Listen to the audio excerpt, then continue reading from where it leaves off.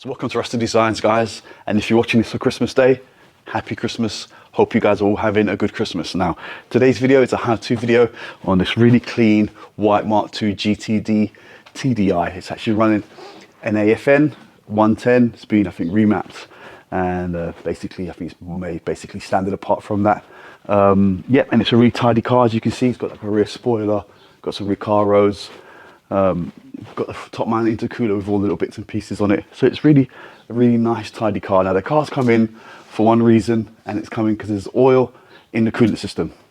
Maybe it's a head gasket, maybe it's not, but it's actually more than likely it's going to be the oil cooler. So this is a how-to on how to replace your oil cooler as well as flush your coolant system to get it as clean as possible, because you've obviously now got oil in your coolant system. Also going to be doing a rock cover gasket, so I'm going to be replacing that. It's leaking slightly, as well as going to be replacing the thermostat, which is actually part of flushing the system out. You might as well replace at this point the thermostat and also the fan switch, so that we've got a nice clean and refreshed coolant system, and everything should be working as it should be. So first thing I'm going to do is going to run through why I think it's the oil cooler.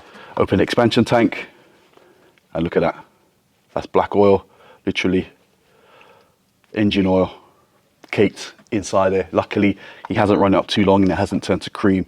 It does make life a little bit easier, but yeah, that's going to be one of the main telltale signs. The next sign is going to be the oil filler cap. Always check that, and as you can see, look, there's no creamy muck on it at all. It's clean as a whistle, so that definitely means it's not the head gasket. It's going to be pointing more towards the oil cooler. Dipstick, same again, clean. And then also another massive indicator was ran it up to temperature to make sure that there was no over pressurizing of the pipes, and there wasn't. So there's no combustion getting into the actual coolant system. There was no bubbling or frothing or kind of a lot of pressure. So mainly this is the way it goes. It's always oil in the coolant system, simply because I think there is definitely going to be a lot more oil pressure than there is coolant pressure. I think coolant pressure maybe is at bar and a half when it's warm, whereas the oil pressure runs at a minimum at a bar and anything above that. So my reasoning is you got more pressure in the oil system, you're going to get the oil getting into the water more than the water getting into the oil inside here in the engine, but it does happen. This case, that hasn't been the case. So we're also going to be replacing obviously the oil filter and the oil, because we're going to remove where the oil cooler goes and stuff, so it might as well just make sense just to replace those bits as well. All right, first things first, let's remove some of the cowling that goes around here on the intercooler, which I've done already, and also removing these boost pipes to give me access to start actually taking and removing some of these coolant pipes, sorry, so that I can actually flush them all out.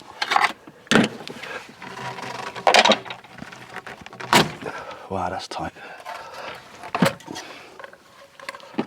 Basically, first thing I'm going to do is going to remove the expansion tank as well, because we're going to need to literally run everything through with a hose to clean the system as much as possible. Ultimately, you can just run a hose through one, but then I like to do things a bit more thoroughly, so I'm going to literally remove almost every single coolant pipe and just run the hose and get it as clean as I can. Now, if you own a VW, these are going to be your most precious tool, which is for these spring clips. Just makes life so much easier. Now, yep, you're going to be making a mess, so don't worry about it. Make sure you're outside of your workshop, because there's no way of you're going to get away with this. Next, these heater pipes, so we can clear out the heater radiator.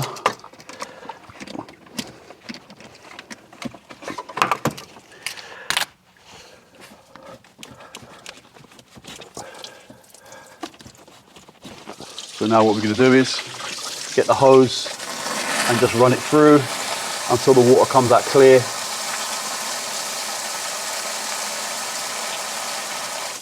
Okay, so hopefully you can see that. Run it through both ways. Oops, getting all wet here. There we go. So that's that circuit clean. So the next one is this metal pipe that goes to the heater matrix pipe. Also comes out here. I've disconnected it, and there's also the pipe that goes to the expansion bottle, which is here. So now I'm going to run the hose through here first, through all kind of both exits actually, and then run it through until it comes out clear. Let me just ram. There we go. See if this can fit inside. Right, so I was able to push the hose into this. That would have gone to the expansion tank there. Now let's all disconnect it, turn the hose on.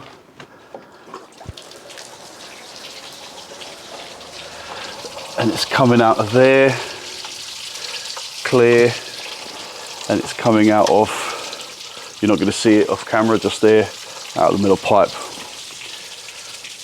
Okay, so that's all clean. Next, going to do top radiator hose.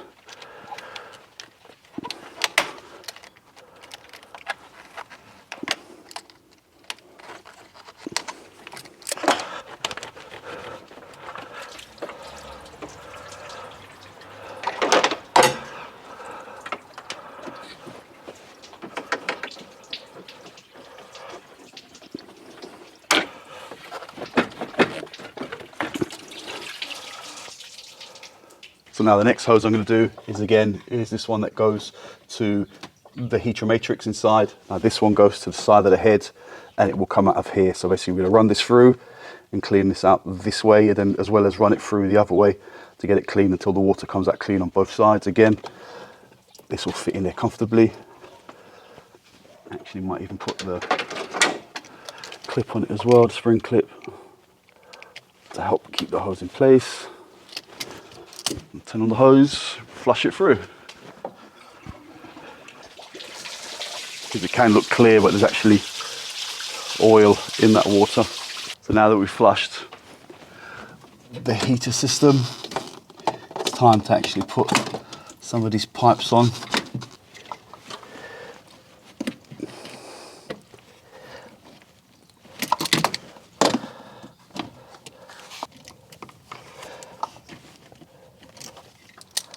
So I've just gone to put the expansion bottle on, and I've noticed that these aren't actually tightened up. It looks like they've been over tightened and they're actually worn out,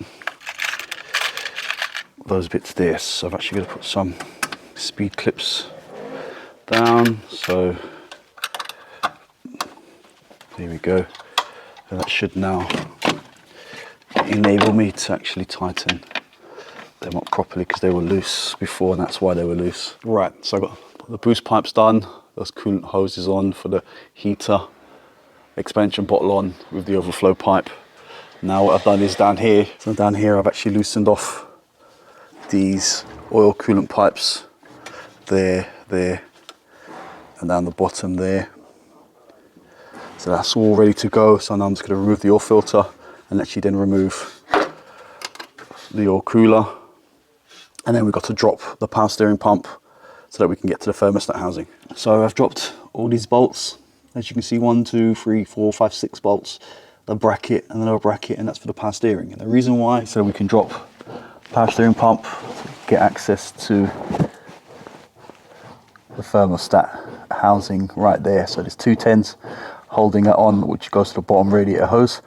So now I've got to take that off carefully, not get too wet, and drop the rest of the water out of the system. Right, so I was off camera, I've removed the thermostat, this flange, which is the bottom radiator hose. So like you saw, you have to remove or drop down the power steering pump if you have a power steering. So yeah, that's definitely seen better days. So that's going to be replaced. Also, the oil cooler in question, remove that. Now it has quite an odd little thin 27mm nut that holds it in place. It's not super tight, because if you do actually tighten it, then you will actually kind of bend it and you warp it, and yeah, it just needs to be fairly tight. Now, as you can see, look at that corrosion in there, hopefully,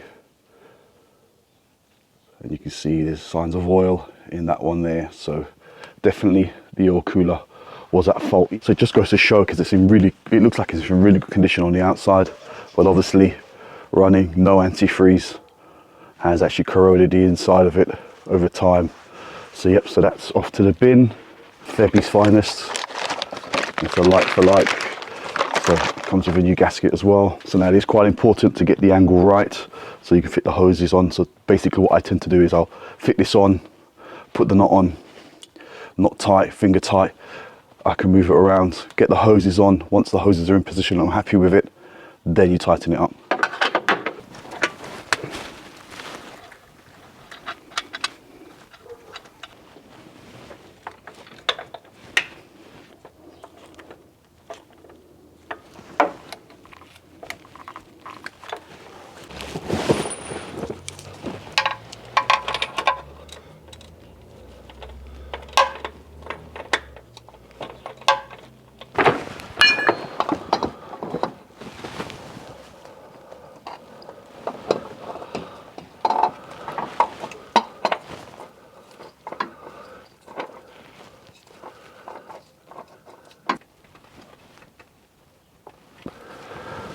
So now I'm going to do the thermostat, put that back in to give this area a good wipe down. As you can see, it's got loads of old silicone on here that someone's put, so best to give that a thorough clean. So now top hose is done, bottom hose is done with the thermostat.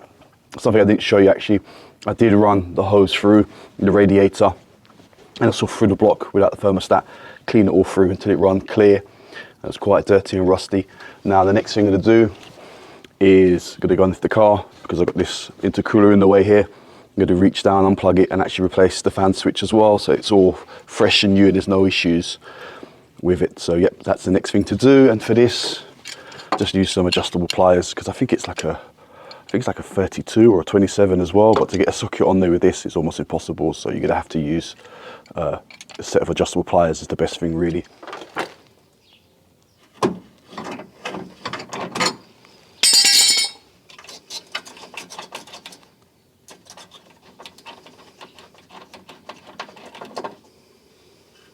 It's also always a good idea to check the temperature of the switch.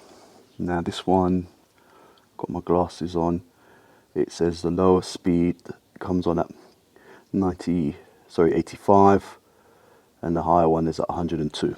Right, so I've given it a clean and there's actually no visible markings on it. So yeah, generally there should be a marking on it, make sure you're changing your like for like. And also, it really doesn't make a difference if you said you've got 2 wires or 1 wire, it'll always work the way. I mean, you're not going to be able to see it here, but it will say on here, plus 1 and 2. So basically that's the plus, that's the first speed, that's the second speed. And if you look at the orientation, it's exactly the same. That'll be a plus, and that'll be the only speed it has. So it'll always work that way round. Now, what I tend to do, or what you can do is you need to be careful with this fan switch, only because if it does overheat and it does go over to the second speed, it then stops the fan in this case, whereas this one doesn't. Once it's tripped it will stay on the fan continuously. So what you can do, what I do is I can fit an extra wire into the second position and actually connect it to, so basically it bridges speed 1 and speed 2. So it will come on at 1, and then when it trips over to 2, it will still be on. Whereas in this case, it will actually switch off, and by bridging them, you actually stop it kind of switching off, so it will stay on continuously, as would do the original. So that's the only modification you need to do if you feel the need to do it. Generally, don't need to, but we're in a hot climate. I will maybe potentially do that on this car and bridge it across so that it's always on. Once it trips the first speed or the second speed, the fan will always be on.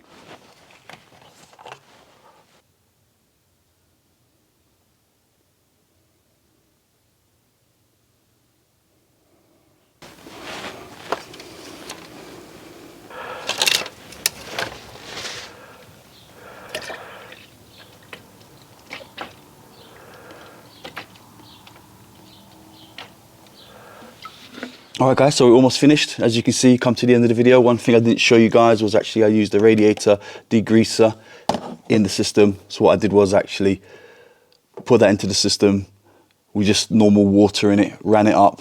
Once it was warm, let it cool down, flush the system, and then put the water and antifreeze mix into it, the G12, and that's it. Run it up now.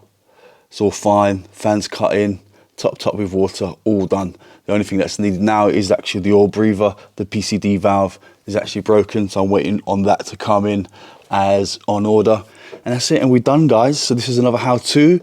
If you have an oil cooler problem, sorted on this very nice and tidy GTD TDI Mark II Golf. All right, guys, thanks for watching. So guys, please like and subscribe. Hope you're having a good Christmas. See you in the new year.